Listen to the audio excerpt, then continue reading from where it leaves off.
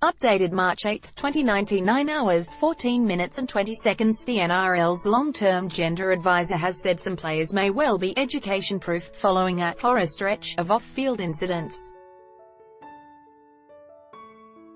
Key points.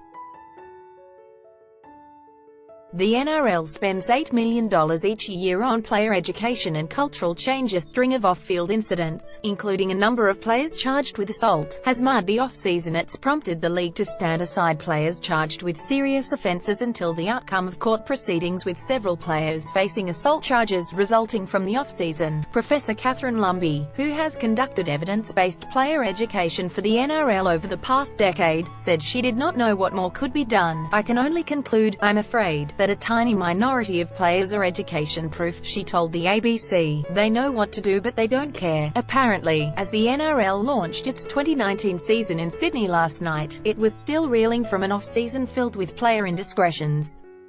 Jared Hayne, Jack de Belin, Zane Musgrove, Liam Coleman and Dylan Walker are all facing assault charges. The incidents prompted the NRL to announce a new policy last week that players charged with serious offences would be forced to stand aside on full pay, pending the outcome of legal proceedings. That decision is being challenged again today in the federal court by de Belin, who claims the policy removes his presumption of innocence. Just this week, Penrith Panthers player Tyrone May was charged with filming and circulating videos of sex acts with two women without their consent. The charges relate to alleged encounters in February and May last year. "I have seen it this bad before." Professor Lumby described player behaviour as a crisis for the game but said, "We've seen it before. It has been a horror stretch in this off-season, but I have seen it this bad before." She said, "It's incredibly disappointing because if you take a longitudinal look, adverse incidents have gone down enormously over the past 5 years. The NRL is spending $8 million a year on player education programs in an attempt to instill cultural change."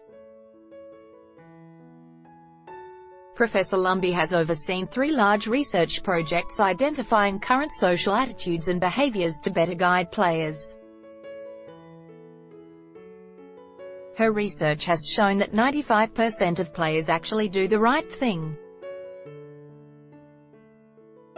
However, she said, the latest off-field dramas had been a big wake-up call to do better, try harder and to do a really strong review of where we're at. "We've got a lot of things in place, but there's always room for improvement." Professor Lumby said she had zero tolerance for players who don't get it, whether they like it or not. They are role models. She said, "They've got the privilege of playing in an elite sport, and if they don't like it they should get out." Sports Minister Bridget McKenzie applauded the NRL for the steps it had taken to pull players into line, but said it would take time for the culture to change. "If we're serious as a country about getting more women and girls into sport and participating in all those great games, then our elite male athletes need to be showing women respect," she said.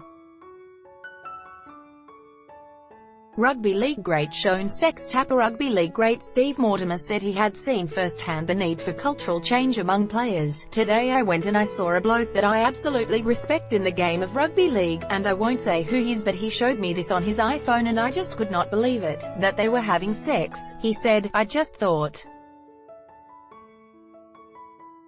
how embarrassing is that to yourself? And it should never be shown that way." Mortimer said players needed to do more to look after each other on nights out in public. "When you go out, you've got to look after each other, and rather than trying to crack onto the girls, do what you have to do and then go home." He said, "Obviously, they're human beings as well.